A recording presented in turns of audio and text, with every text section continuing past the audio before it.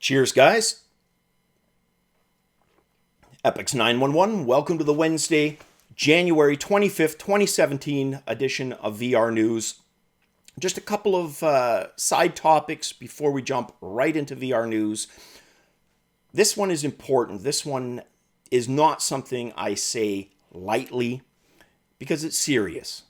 Serious damn business.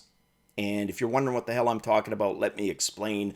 One of the viewers has been launching a bloody and sadistic war of attrition against me. Really against the channel. What else can I say? And at first it was just a few comments, right? Then it was a well-placed jab here and there. You know what it culminated in? A well-placed benchmark video. Damn you, Jefferson. Damn you. You made me go out and buy this. But in all seriousness, I'm glad I did. It was bugging me enough, the last video, if you still don't know what the hell I'm talking about, Jefferson had posted a video showing the performance differences between an i5 and an i7, what you can expect. Now, I've talked a lot and cited the, not huge benefits that I got going from my Sandy Bridge i5 to the Skylake. Yes, there were improvements, but they were only a handful. Jumping from an i5 to an i7, however, there are enough tangible benefits there that, especially after his last video, which was a really good video, it was eating at me every freaking day, and I finally caved today and got it. I wanted a high-end system to complement the 1080, and unless I put the i7 in there, the i5 just wasn't doing it justice. So no, I do appreciate your persistence, Jefferson, because you were bang on, and I'm glad I went and got it. Everything else down the chain benefits. Going to be doing a side project with my buddy Exity once a week, just a retro channel arcadey type thing, because you see I've kind of removed that from here. A lot of people said it was distracting.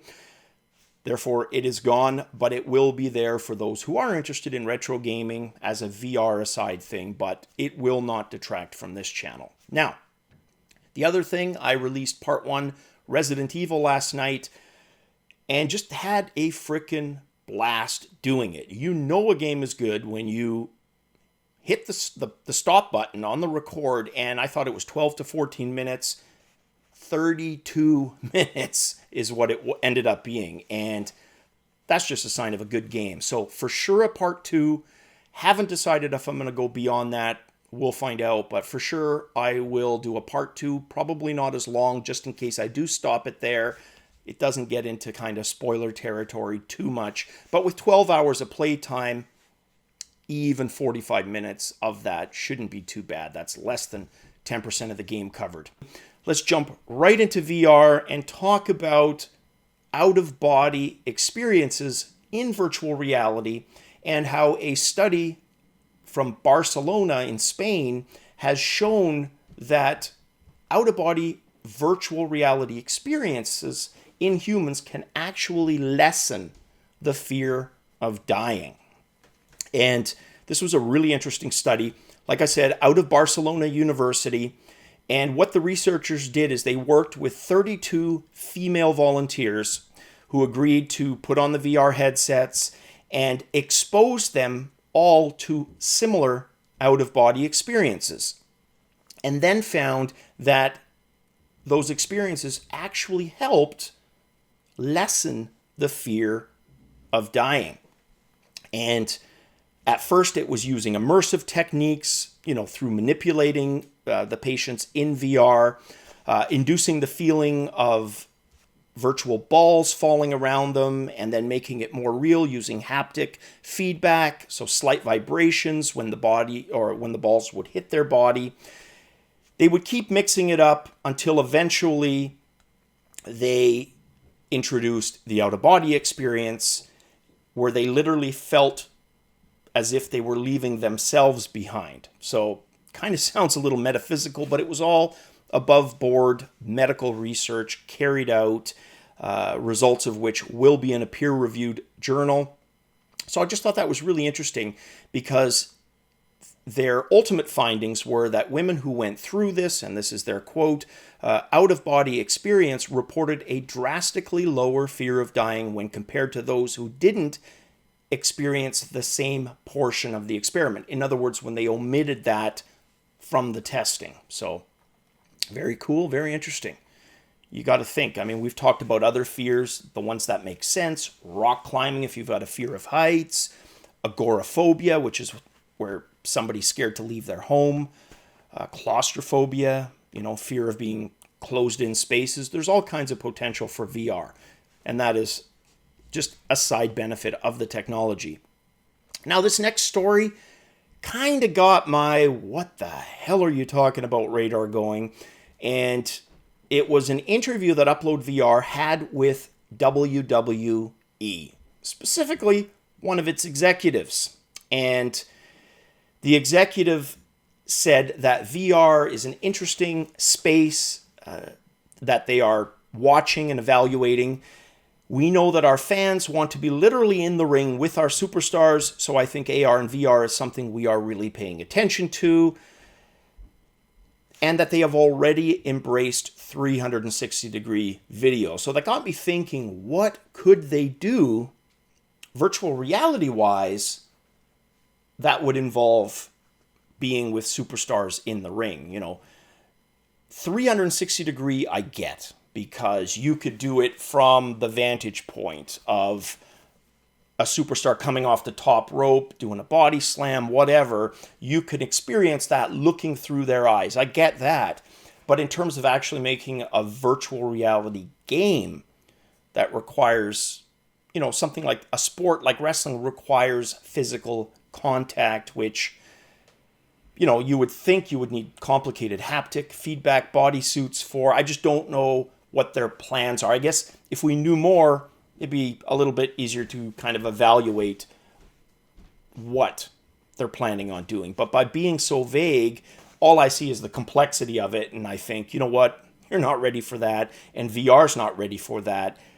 Wait another 10 years or so. But hopefully they'll clarify that statement. In the meantime, that article is available on Upload VR. Have a look.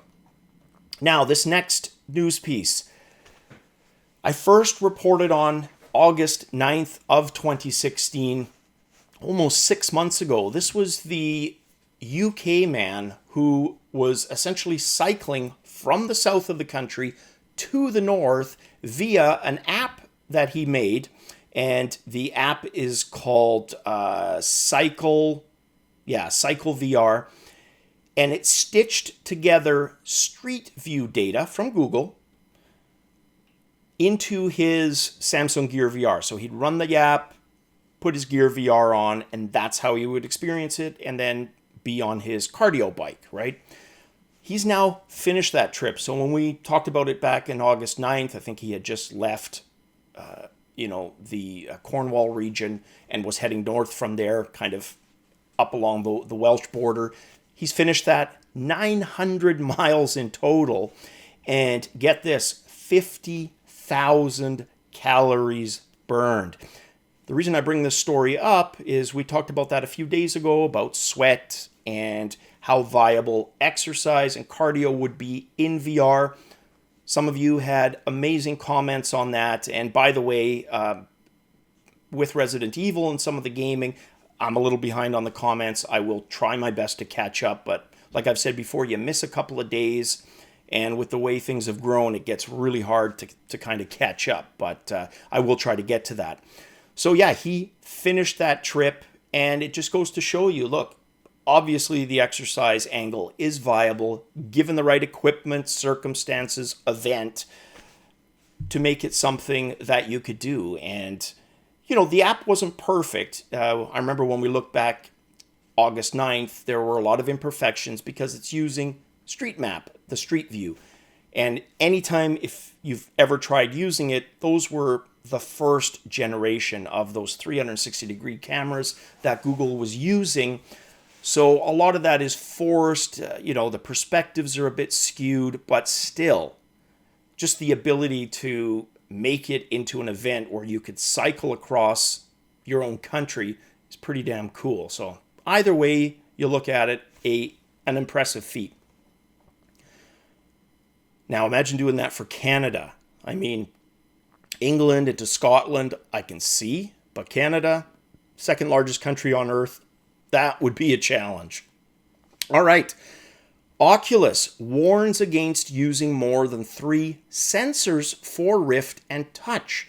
That goes against a lot of the literature that was out there, the last few months, really, that talked about 3 and 4 cameras as, completely limiting the occlusion and giving you as close to a perfect room scale experience as you're likely to get. Now, they still completely stand behind the 3 cameras, but they say the benefits are diminishing after 3 cameras to the point where the performance hit that you take, it isn't worth the benefits you get by, through reduction of occlusion and other things. So in other words, their recommendation is 3 cameras maximum. This is a statement that one of their specialists had on their blog when asked specifically about the number of sensors. So the exact quote was, "While your results may vary, using more than 3 sensors can create more technical and performance issues than it's worth. We recommend sticking with 3." Now I'm going to put a picture up here.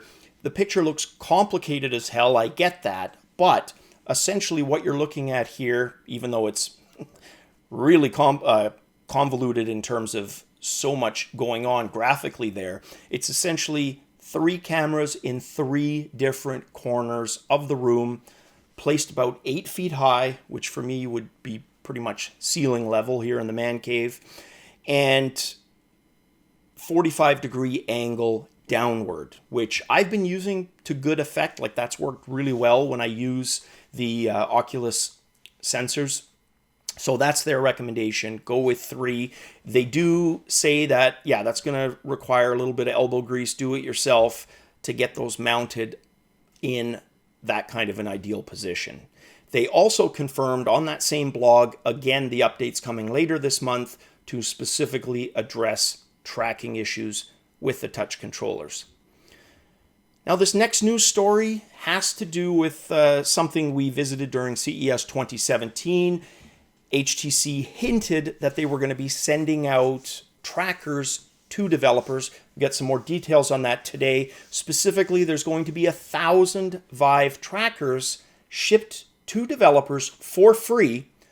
There's a bit of a catch in that it's going to happen later this year. There's no exact date, but there's going to be an application process that closes February 7th of 2017, according to an official blog post, and you will need to fill out a form for the application. And basically, it asks for details on your company and details, specifics on your project. So write something up that, is a good sell, a good marketing effort, and you may be one of the devs receiving these trackers, because the flexibility that we've seen with these already is just amazing.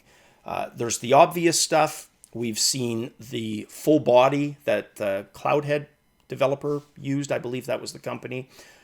Of course, I probably butchered that. And then, of course, the obvious stuff, the sports peripherals, right? Your hockey sticks, tennis rackets for sport VR games. That can completely improve those. But what about all those things we haven't considered? And that's, I guess, what Vive is trying to get out of this. The data mining that they're going to get from this, from the suggestions alone, is probably worth the 1,000 trackers that they're giving out. So they continue to surprise me in the way they do business, because on the surface, it looks like just this noble gesture. They're handing out 1,000 free trackers. But if you look at that from a data mining point of view, you'd be hard-pressed to spend the equivalent in money, right? The kind of surveys you would have to do to get that type of creativity willingly from developers. I mean, in my opinion, it's brilliant. I think that was a really good move and is probably going to lead to some fantastic ideas that, again, we just haven't considered today. So very cool. And again, February 7th, if you're going to go through with that application, make sure it's in by then. Now, this next news story, has to do with VR chat. So the company behind VR chat hopes to release it on Steam in the form of early access February 1st. So next month, first day. It's going to work with Vive, Rift, and the OSVR. That's the Open Virtual Reality HMD. It's going to be free to play, and they plan on keeping it that way for the foreseeable future. They had raised $1.2 million last quarter of 2016. That's the funding that they're using to launch this app.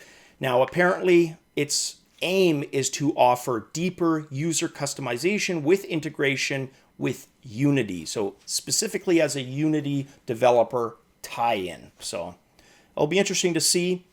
One of the other things that they want to do with this tool set is allow people to create avatars from scratch and start experimenting, lip sync, speech. There's a lot of social VR stuff that, again, even though it's free, they are getting back out of this just through the process of early access, beta testing. Because really with early access, in a sense, your users are beta testers, and they do contribute, testers usually do, to game improvements. So again, the opposite of short-sighted. Very cool. And just last, kind of just a feel-good story in terms of an animated short, Pearl, that is virtual reality's first Oscar nomination. Now, Pearl was the story with lots of feels, especially as a father with a daughter. It's basically an animation about the daughter and her father and how their relationship grows as she grows and as she continues to grow into adulthood and beyond, and her father ages, and then there's that role reversal. So just very cool. That came out as a 360-degree animated short film last year by director Patrick Osborne. So congratulations, Patrick. Hopefully he wins. That would be a really cool thing to have VR get its first Oscar. Good for publicity. All right, guys, that is it for the news this Wednesday. Cheers as always.